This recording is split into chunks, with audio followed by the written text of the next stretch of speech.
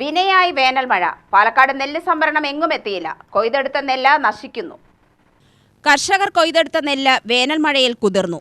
കൂട്ടിയിട്ട നെൽച്ചാക്കുകൾ നനഞ്ഞു നശിക്കുന്ന നിലയിലാണ്. നെല്ല് മുളച്ച് നശിച്ചു പോകുമെന്ന ആശങ്കയിലാണെന്ന് കർഷകർ പറയുന്നു. 50 ദിവസമായി കൊയ്ത് ചാക്കിലാക്കി വെച്ചിട്ട് ഇവിടെ കൃഷിക്കാരെ ആകെ വളരെ ബുദ്ധിമുട്ടാണ്. ഒന്നാമത്തെ പണിക്ക് ആൾ കിട്ടാനില്ല. ഈ നനഞ്ഞ നെല്ല് ഇനി അത് അഴിച്ച് കൊട്ടി ഒരു പണിക്ക് 3 പണിയാണ് ഉണ്ടായിരിക്കുന്നത്.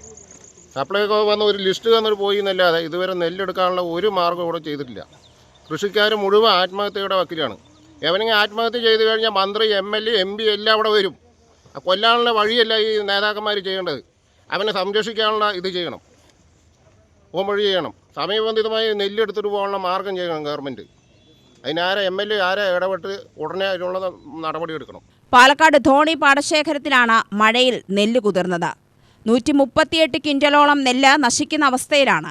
കൊയ്ത്ത് പൂർത്തിയാക്കി നെല്ല് ചാക്കിൽ ശേഖരിച്ചിട്ട് 50 ദിവസം കഴിഞ്ഞിട്ടും ശേഖരിക്കാൻ സപ്ലൈകോയോ സഹകരണ വകുപ്പോ എത്താത്തതാണ് പ്രശ്നമായത്.